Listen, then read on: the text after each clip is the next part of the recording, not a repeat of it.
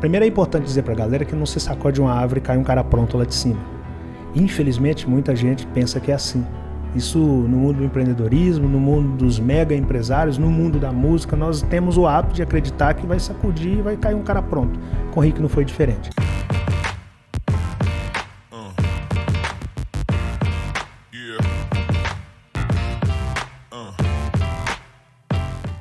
Guarde essas 5 coisas que eu vou falar com vocês. A primeira, identifique o principal dom de vocês e depois passe o restante dos dias na terra lapidando isso. A segunda, o conhecimento praticado transforma qualquer pessoa comum em uma mente extraordinária, e essa mente extraordinária consegue alcançar qualquer resultado extraordinário. A terceira, não cobre da terra santa aquilo que você não semeou nela, a vida é a lei da semeadura. Se não plantou, não cultivou, não reclame do seu resultado. Se plantou, cultivou, mas abandonou o cultivo ou abandonou o plantio, não reclame do seu resultado. Você só vai colher daquilo que você plantou e cultivou. A quarta coisa, jogue em equipe. Sempre, jogue em equipe. Estuda em venda, tudo é venda o tempo todo. A quinta coisa, caso eu não volte, cuide da líder enquanto vida ela estiver. E se porventura ela não suportar, o mais preparado de vocês, assumam a equipe. Cara, era muito forte para um pedreiro, que também tinha o primário, tá falando para 5 crianças praticamente, com a mãe acamada. Sim. E aí meu pai foi viajar. E eu fiquei pensando, o que será esse negócio de identificar dom? Pô, uma criança, né, cara? Esse negócio de lei da semeadura, que a Emília falou, a vida é a lei da semeadura. Eu falei, o que é semeadura? Como assim o conhecimento transforma? Eu era curioso, eu ficava me perguntando essas coisas. E aí um dia eu fui pra escola pública, né? E eu era o ralé da escola que eu estudava. Aí chego lá na escola, os garotos começam a falar que carne era gostoso. E eu não tinha comido carne até 7 anos de idade. Eu, de fato, nasci no caos do caos da miséria. A gente comia o básico do básico só para forrar estômago mesmo, para não ficar com fome. Aí eu entro na rodinha dos amigos de escola e falo, o que é carne? Aí eles riram de mim. Foi a primeira vez que riram de mim na minha vida. Aquilo foi muito marcante para mim, né? Aí eu guardei aquilo, fui para casa e cheguei lá, minha líder deitada, minha mãe, que eu chamo minha líder, cabeça toda enfaixada. Eu falei, mãe, o que é carne? Ela também deu uma risada. Eu falei, mãe, não é possível, porque até minha mãe vai rir de mim. Eu falei, por que a senhora tá rindo? Ela falou, meu filho, esquece isso. Eu falei, não, mãe, não vou esquecer não, os meninos riram de mim lá na escola, eu não vou esquecer. Ela falou, deixa eu te contar, carne é isso, isso e isso. E foi me contar, carne de se comer, né? Para além da nossa, é claro. Mas não é pra gente não, meu filho. Isso aí é para outra classe, esquece isso. Eu falei, não, mas não vou esquecer. Como é que eu faço? O que eu tenho que fazer para comer carne todo dia? Ela vira para mim e falou, bom, para comer carne todo dia você tem que ter dinheiro. Para ter dinheiro você tem que trabalhar. Só que você tem 7 anos de idade, ninguém vai te empregar. Eu falei, peraí, mãe. Então a senhora tá me falando que se eu quiser, se eu começar a trabalhar e eu chegar no dinheiro, eu posso fazer o que eu quiser com o dinheiro, inclusive comprar carne. Ela falou, filho, mas não é tão simples assim não. Eu falei, não, mãe, tá tranquilo. Eu vou trabalhar. Aí ela deu mais uma risadinha, eu falei, a senhora tá rindo de mim novamente, eu vou guardar isso. Aí saí de pé da minha mãe e sentei lá na calçada e tô lá observando, pensando, como é que eu vou trabalhar, né? Fazer o quê? De fato a minha mãe tá certa, ninguém vai me empregar. Só que aí passa um cara vendendo verdura, um verdureiro, a verdura num carrinho de mão, e para na porta de uma casa e oferece verdura pra uma senhorinha chamada Dona Conceição. Aí, pela primeira vez na minha vida, eu vi aquela cena clássica, a mercadoria passando para um lado e o dinheiro passando para o outro. Quando eu vi aquele cara pegando o dinheiro, eu falei, opa, esse cara tem dinheiro, esse cara pode comprar carne. Eu já tinha um lugar que eu queria chegar, comprar carne. Eu nem sabia que aquilo poderia ser propósito, que aquilo poderia ser um projeto, não sabia. Eu só sabia que eu queria comer carne. Falei, eu quero perguntar a esse cara como que ele chegou nessa verdura.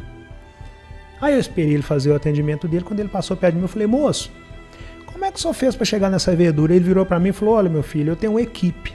Falei, esse negócio de equipe deve ser importante. É a terceira vez que eu ouço essa palavra. Falei, me explica a sua equipe, moço. Ele falou, bom, eu tenho um financeiro, que é quem compra a semente, eu tenho uma pessoa que planta, depois da pessoa que planta eu tenho uma que cultiva e depois eu tenho uma pessoa que colhe e eu sou o cara que vende. Quando ele falou, eu sou o cara que vende, falei, não, então eu quero ser o cara que vende. Porque na minha mente, o cara que vende era o cara que pegava no dinheiro. E o cara que pegava no dinheiro era o cara que podia comprar carne. Então eu só queria comer minha carne, né? Falei, eu quero ser o cara que vende. Ele deu uma risadinha. Eu falei, o senhor é o quarto cara que ri de mim, mas eu vou comer minha carne, você vai ver. E aí entrei, viro para meus irmãos e falou, aqui, ó, nós temos que formar uma equipe. E eu só tinha um irmão que trabalhava, que é o mais velho. Falei, ó, nós temos que formar uma equipe. E aí entrei, viro para meus irmãos e falou, aqui, ó, nós temos que formar uma equipe. E eu só tinha um irmão que trabalhava, que é o mais velho. E meu pai nos ensinou aquela ideia que eu falei no início, de que se por um lado não tínhamos muita coisa, por outro lado nós tínhamos uns aos outros. Então, por mais surto que fosse a ideia de eu falar que nós precisamos formar uma equipe, eles já tinham escutado a palavra equipe do meu pai, do nosso líder, então já não era novidade para eles aquela palavra e também não era um surto eu estar falando aquilo, sendo filho de quem nós éramos. Nós somos, na verdade. Falei, Ringo, você é o único que trabalha. Você compra semente, você vai ser meu financeiro. Uma criança falando com o irmão que ia ser financeiro. Você, Cláudio, vai plantar. Você, Dila, vai cultivar. Você, Romenigo, vai colher. E eu vou ser o cara que vende. Aí plantamos uma horta. Aí no outro dia amanheceu, eu fui lá, cadê o alface? Falei, não entendendo. O cara falou que era só plantar. Aí voltei no outro dia, cadê o alface? Voltei no outro, cadê uma semana depois, cadê o alface? Essa parte meu pai não me contou, nem o cara da verdura me contou. Não nasce alface da noite pro dia. Existe um negócio chamado percurso natural das coisas acontecerem. E aí você tem que ser paciente com o processo. Eu comecei a regrar todo dia e esperar. E ali eu não sabia, mas eu começava a desenvolver o controle emocional. De esperar o tempo necessário para que as coisas naturalmente acontecessem, desde que eu não tivesse abandonado o que eu tinha plantado e não tivesse deixado de cultivar aquilo que eu tinha plantado, para que eu pudesse colher quando aquilo crescesse de maneira saudável. Logo depois que o alface cresceu e eu comecei a vender, eu vendi tudo no primeiro dia. E no primeiro dia que eu vendi tudo, eu parei numa casa de carne. Eu não tinha essa noção que tudo era venda. Parei numa casa de carne, pedi o cara carne, ele me deu carne, eu paguei, fui pra casa, falei com a minha mãe que eu tinha comprado carne, ela falou, cara, você conseguiu alcançar o objetivo. Aí eu fui pra escola no outro dia, felizão, falei, agora eu quero contar pra quem falou quem riu de mim. E aí a minha professora, coincidência ou não, no outro dia ela falou, Joãozinho, não lembro o nome das crianças, Joãozinho, você quer ser o quê quando crescer? Ah, eu quero ser dentista, professora. Paulo, e você? Ah, eu quero ser advogado. Sandra, e você? Ah, eu quero ser médica. E a galera me chamava de Tuca. Tuca, e você? Eu falei, eu quero ser vendedor. A professora riu. Falou, Tuca, vendedor é um cara que deu errado em tudo e que o que sobrou pra ele foi trabalhar com venda. Não, Tuca, vendedor não. Vendedor não é profissão. Vendedor é um cara que deu errado e que aí foi trabalhar com venda. Vendedor é um frustrado que foi trabalhar com venda. Aí eu falei com ela, também nem sabia do que eu tava falando, mas eu falei, professora, vendedor é o cara que come carne. Se ele é um frustrado, eu não sei, mas eu quero comer minha carne. Mal sabia eu que eu estava me apaixonando pela profissão das profissões. Tudo é venda. Absolutamente tudo é venda. Tudo é venda. E eu comecei a me apaixonar pela venda porque foi a venda que me possibilitou comer carne. Mas ali eu ainda não estava tão apaixonado. Eu comecei a apaixonar mesmo, foi a partir do momento que eu comecei a vender todo dia, minha horta acabou. Cheguei lá e falei, pô, cadê meu alface? Não entendi, acabou o alface. E quando acabou o alface, eu percebi que eu não poderia deixar meus clientes na mão. Comecei a comprar alface do cara que eu perguntei no primeiro dia, para que eu pudesse atender meus clientes. Só que enquanto eu estava atendendo meus clientes, eu vi um cara engraxando sapato, eu vi um outro menino vendendo sacolé, eu comecei a vender sacolé, eu vi um outro vendendo coxa, eu vi um outro cara vendendo panela, eu falei, cara, tudo é venda. Absolutamente tudo é venda. O tempo todo tem alguém procurando alguma coisa para comprar.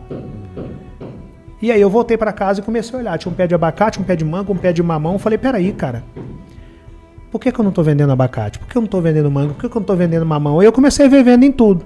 Aí eu desenvolvi a seguinte mentalidade. Eu, filho da dificuldade, a dificuldade me apresenta como única alternativa a superação, e a superação me apresenta a venda. A venda salva a minha vida.